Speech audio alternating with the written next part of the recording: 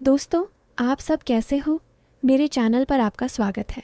फिर से एक रस भरी कहानी में आज की कहानी बहुत ही ख़तरनाक है, जो कहानी सुनते ही शरीर का हर पार्ट खड़ा होने लगेगा। इस कहानी में बहुत मज़ा आने वाला है, अंत तक ज़रूर सुनिए। मैंने अपनी अलमारी से वह नीली वाली महक की शीशी निकाली, जो कभी कभार मेरे पति इस्तेमाल करते थे। मेरे पति का नाम विक्रम था। मेरे पति जब यह महक लगाते थे, रात में मेरी रूह कांप जाती थी। उनका स्पर्श इतना कोमल था कि मैं सारी रात उनके सपनों में खो जाती थी। एक दिन क्या हुआ, मैं किचन में चली गई। मैंने इलायची वाला चाय बनाया और उसमें एक ख़ास जड़ी मिला दी ताकि विक्रम को थोड़ी ज़्यादा ताकत मिल सके। ऐसा करते करते रात के 11 बजे बज चुके थे। फिर मैंने जल्दी से चाय का कप उठाया और विक्रम के बेडरूम में चली गई। लेकिन विक्रम तो दूसरे शहर में बिजनेस ट्रिप पर थे, तो मैंने सोचा कि अब तो रोहन ही है जो मेरा इंतज़ार कर रहा होगा। रोहन बड़े बेसब्री से मेरा इंतज़ार कर रहे थे। जैसे ही मैं अंदर आई, रोहन उठकर खड़े हो गए और मुझे घूरने लगे। जब वह कुछ नहीं बोले तो मैंने ही पूछ लिया, ऐसे क्या देख रहे हो? बोलो ना, मैं कैसी लग रही हूँ आज? रोहन ने हकलाते हुए कहा, आज तो मन कर रहा है कि आपको अब भी अपनी बाहों में ले लूं। मैंने हंसते हुए उसे चाय का कप थमा दिया और कहा, मुझे बाहों में लेने की ज़रूरत नहीं है, बस तुम ये पी लो। रोहन ने झट से कप लिया और घूंट घूंट में चाय ख़त्म कर दिया। चाय पीते ही कुछ ही मिनट बाद उसने मेरी कलाई पकड़ ली और अपनी तरफ धीरे से खींच लिया। उसके बाद अपनी वो नज़रें मेरी आंखों पर जमा दी। बाप रे, क्या क्या बताएं दोस्तों। रोहन ने कैसे कैसे मेरी सारी भावनाओं को हिला दिया। अगर आपको भी पूरी डिटेल जाननी है तो पहले कहानी को लाइक करें। प्लीज़ लाइक कर दो ना, प्लीज़ सब्सक्राइब भी। तो चलिए आपको जल्दी से शुरू से कहानी सुनाती हूँ। मेरा नाम नेहा है। मेरी उम्र 31 साल है, लेकिन मैं अभी भी बिल्कुल जवान लगती हूँ। किसी भी लड़के को एक नज़र में अपनी ओर खींच लूँ, दिल तो हमेशा 20 का ही रहता है। जब मैं साड़ी पहनती हूँ तो जैसे सब कुछ आकर्षक लगता है। मेरी चमकती त्वचा पर जब रोशनी पड़ती है तो लगता है मानो मैं कोई परी हूँ। अब बात करते हैं मेरे 25 साल के देवर की, जो अब मेरा हो चुका है। उसकी मासूमियत और जोश ने मेरे अंदर ज्वाला जगा दी है। जब वह मेरी तरफ देखता है तो उसकी आंखों में वह चाहत साफ छलकती है, जैसे वह किसी मीठे सपने को जी रहा हो। कभी वह मुझसे कहता है, भाभी आज आप तो दिल चुराने वाली लग रही हो। इसीलिए मेरे पति कभी कभी काम से जल्दी आकर मुझे चुपके से गले लगा लेते हैं। हम शहर में रहते हैं क्योंकि मेरे पति कंपनी में उच्च पद पर काम करते हैं। मेरी 5 साल की एक बेटी भी है, इसलिए मेरी काया भी अब और आकर्षक हो गई है। पति को अपना कर्तव्य समझकर रोज़ उनकी देखभाल करती थी। भले ही हमारी शादी को 7 साल हो चुके थे, लेकिन मेरे पति अभी तक मुझे बहुत प्यार से संभालते थे। अच्छा से मेरा मतलब है, हर अंग को छू छू कर प्यार करते थे। वैसे आम तौर पर उनका तरीका ही ऐसा था, लेकिन मैं हमेशा साफ सफाई रखती थी और कभी कभार महक भी लगा लिया करती थी। दोस्तों, आपको मेरे से बात करना है तो इस वीडियो को लाइक करो और चैनल को सब्सक्राइब करो। और हाँ दोस्तों, जो सब्सक्राइब करेगा उसे मैं अपना नंबर भेज दूंगा, तो जल्दी से सब्सक्राइब कर लो। पिछले महीने कुछ ऐसा हुआ जिसका हमें कभी अंदाज़ा भी नहीं था। शाम को मेरे पति विक्रम घर लौट रहे थे। उनके ऑफिस की एक महत्वपूर्ण बैठक थी, इसीलिए सबने उन्हें बहुत व्यस्त रखा था और वह कार से घर आ रहे थे। आते वक्त उनकी कार का ब्रेक फेल हो गया। इस हादसे में उनकी कमर में चोट लग गई और डॉक्टर ने कहा कि ठीक होने में कम से कम 8 से 9 महीने लगेंगे। यह सुनकर मेरा दिल टूट गया। विक्रम का दर्द भले ही शारीरिक था, लेकिन मेरे मन में एक गहरी बेचैनी भर आई। जब मैंने उन्हें अस्पताल में देखा, उनकी आंखों में पीड़ा साफ दिख रही थी। मैंने तुरंत उनके पास जाकर उनका हाथ थाम लिया। इसी वजह से मेरी ननद और मेरा देवर उन्हें देखभाल के लिए आए थे। वापस चले गए, लेकिन विक्रम ने देवर जी को यहाँ रुकने को कहा क्योंकि वह ठीक से चल भी नहीं पा रहे थे। मुझे ही बाजार से सामान लाना और बाहर के काम करने पड़ते थे।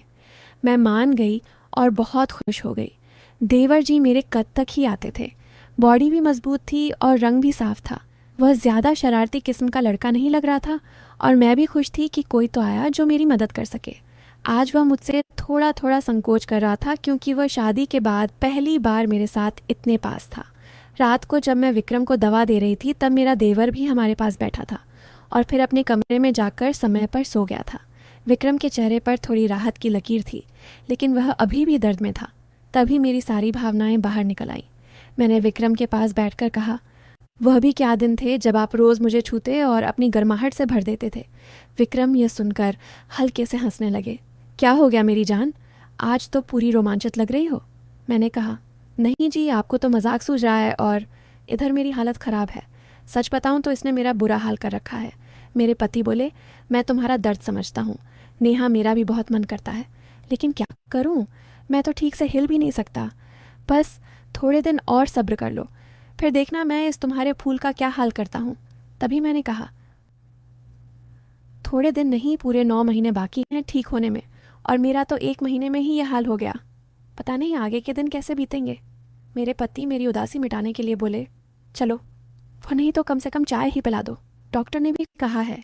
तभी मैंने हंसते हुए कहा, आपके नसीब में तो वह भी नहीं है क्योंकि आपकी बिटिया ने पी लिया है। हम दोनों ज़ोर ज़ोर से हंसने लगे। मेरे पति मुझे खुश रखने की पूरी कोशिश करते थे, लेकिन मैं क्या करूं, सब बेकार था। थोड़ी देर बाद विक्रम सो गया क्योंकि उनकी दवाइयों में नींद की गोलियां भी थीं, लेकिन मुझे नींद कहाँ आ रही थी।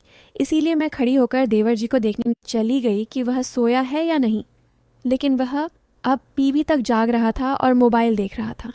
मैंने उसके कमरे में जाकर कहा, हुआ रोहन, 12 बजे बज चुके हैं और तुम अभी तक नहीं सोए, लगता है तुम्हारे मन नहीं लग रहा है। वह उठकर बैठ गया और बोला, नहीं भाभी, ऐसी बात नहीं है, बस यूं ही फ़ोन देखते देर हो गई। फिर उसने पूछा, भाभी आप भी तो नहीं सोई। मैंने कहा, मुझे तो आजकल नींद ही नहीं आती।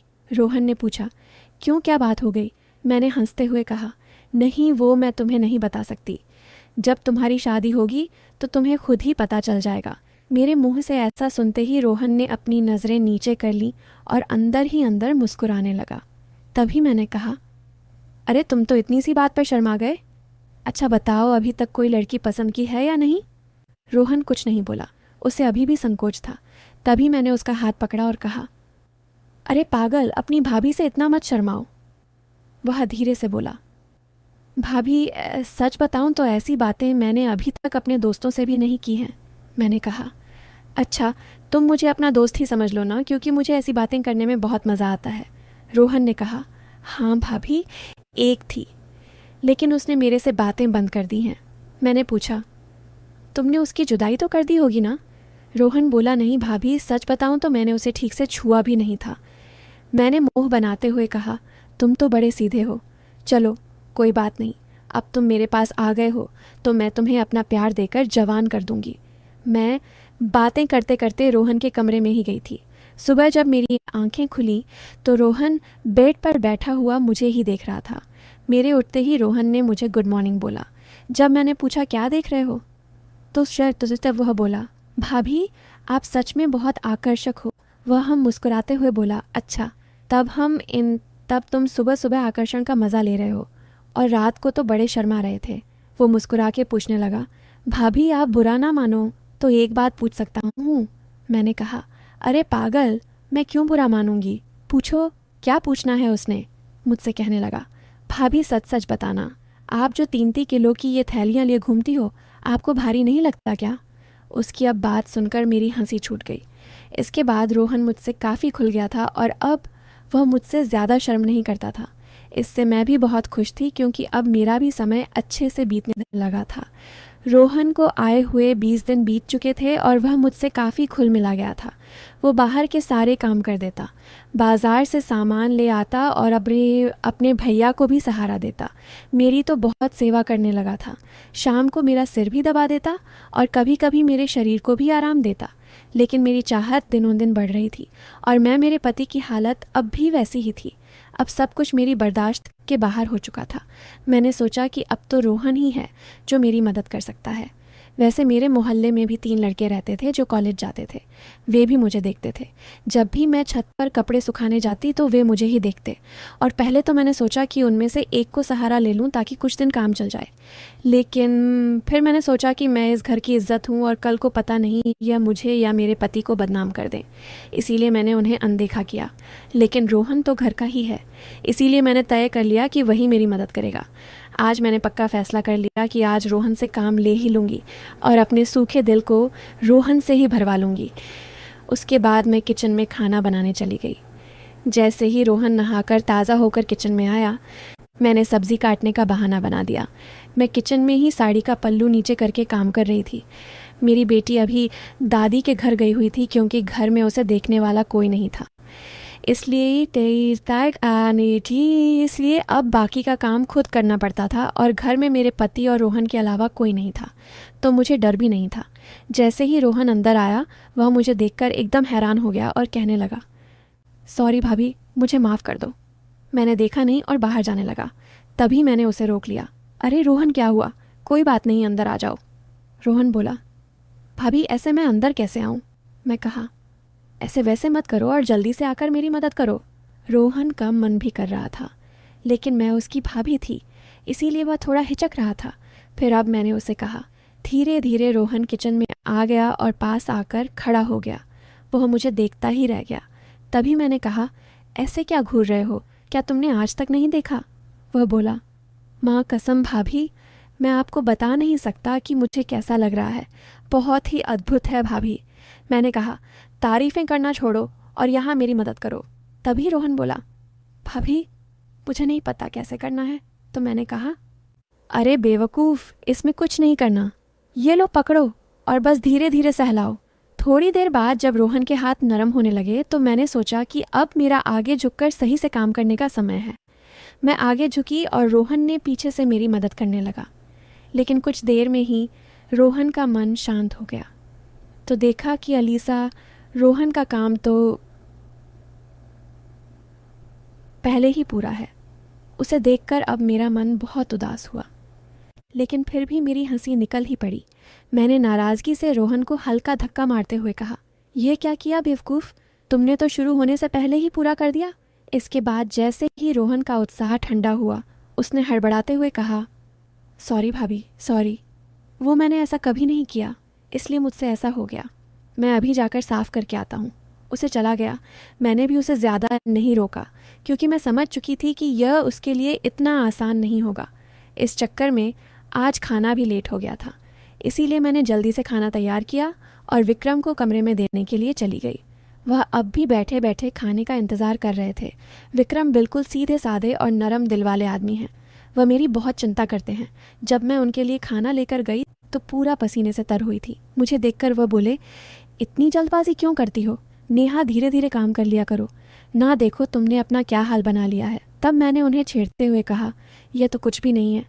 जब तुम काम करते हो तो मेरा इससे भी ज़्यादा बुरा हाल हो जाता है, और तब तो मैं तुम्हें रुकने के लिए भी कहती हूँ, लेकिन तुम तो हाँ कहकर तेज़ी बढ़ा देते हो। मेरे मुंह से ऐसा सुनकर मेरे पति मुस्कुराने लगे। तुम भी ना नेहा, कहाँ की बात कहाँ ले जाती हो। इसके बाद विक्रम ने खाना खा लिया और मैंने उन्हें दवाई भी दे दी। दवाई लेने के बाद उन्हें नींद आ गई और वह आराम करने लगे। मैं भी काफ़ी थक चुकी थी, इसलिए मैं नहा धोकर ताज़ा हो गई। इसके बाद मैं रोहन के कमरे में उसे देखने के लिए गई तो वह भी सो चुका था। फिर मैं भी आकर आराम करने लगी। शाम को जब मैं रोहन को चाय देने गई तो वह बैठा फ़ोन चला रहा था। मुझे देखकर उसके चेहरे पर मुस्कान आ गई। मैं भी उसे देखकर हंसने लगी और मैंने उससे पूछ लिया, क्या बात है रोहन, आज तो तुम काफ़ी खुश लग रहे हो। तो वह बोला, भाभी वो मैंने पहली बार ऐसा एहसास लिया था। प्लीज़ आप बुरा मत मानना, मैं सच बता रहा हूँ, बिल्कुल मेरे से काम नहीं बन पाया। तभी मैंने उसे रोकते हुए कहा, अरे बेवकूफ़, मैं कब बुरा मानने लगी? वैसे सच बताऊँ तो मुझे भी अच्छा लगा। इसके बाद मैं रोहन को चाय पकड़ा दी और उसके साथ बैठकर पीने लगी। हम दोनों बातें करने लगे। आज रोहन के मुंह से मेरे लिए तो तारीफ़ें ही बरस रही थी। वह बस मेरी प्रशंसा ही करता जा रहा था। भाभी आप बहुत ख़ास हो। मैं तो सोच रहा हूँ कि ज़िंदगी भर आपके साथ ही रहूँ। इन 20 दिनों में मुझे स्वर्ग जैसा लग रहा है, और ऊपर से आपकी सुंदरता।